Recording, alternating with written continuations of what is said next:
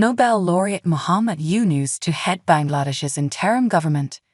Decision came during meeting of military chiefs and organizers of the student protests that helped drive longtime Prime Minister Sheikh Hasina from power. Nobel Laureate Mohammed Yunus will head Bangladesh's interim government after longtime Prime Minister Sheikh Hasina fled the country amid a mass uprising that left hundreds of people dead and pushed the South Asian nation to the brink of chaos.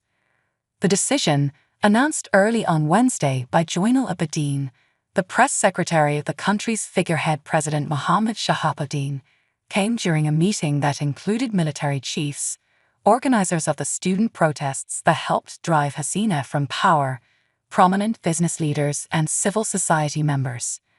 A longtime political opponent of Hasina, Yunus is expected to return soon from Paris, where he is advising Olympic organizers, media reports said. An economist and banker, he was awarded the 2006 Nobel Peace Prize for his work developing microcredit markets. Yunus has been hailed for bringing thousands out of poverty through Grameen Bank, which he founded in 1983, and which makes small loans to businesspeople who wouldn't qualify for regular bank loans. Other members of the new government would be decided soon, after discussions with political parties and other stakeholders, Abedin said.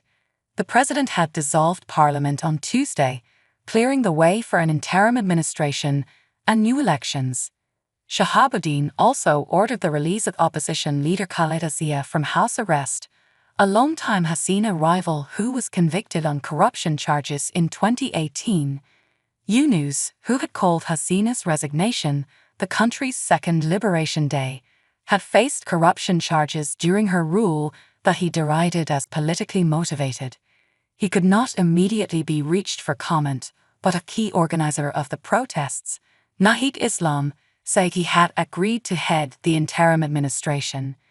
Islam said protesters would propose more names for the cabinet and suggested that it would be difficult for those in power to ignore their wishes.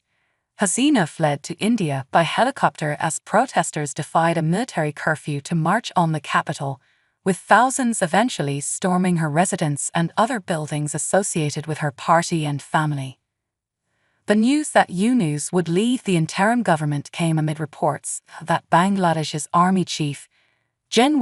Zaman, told Hasina's office that troops would not be able to enforce a curfew she had called for amid the protests the night before she fled the country. Hasina's army chief held a meeting with his generals and decided that troops would not open fire on civilians to enforce the lockdown, according to two serving army officers with knowledge of the discussions, according to Reuters. On Monday, Hasina resigned and fled the country after at least 300 people were killed in a crackdown on demonstrations that began as student protests against preferential job quotas and swelled into a movement demanding her downfall. Students said the quota system disproportionately allocated government jobs to the descendants of freedom fighters from the 1971 Independence War. The violence worsened on Sunday when 91 people were killed in nationwide clashes, the deadliest day since the protests began in July. Zaman has not publicly explained his decision to withdraw support from Hasina, and she could not be reached for comment. Her son and advisor, Sajid Waist, also did not respond to repeated requests for comment, according to Reuters. But India's foreign ministry said on Tuesday that Hasina apparently decided to resign after a meeting with the leaders of the security forces. She then requested at short notice permission from New Delhi to come to India, while Bangladesh authorities simultaneously sought flight clearance. According to the latest information, she is still in India. Hasina, who has ruled Bangladesh for 20 of the last 30 years, was elected to a fourth term leading the country of 170 million in January after arresting thousands of opposition leaders and workers. That election was boycotted by her main rivals.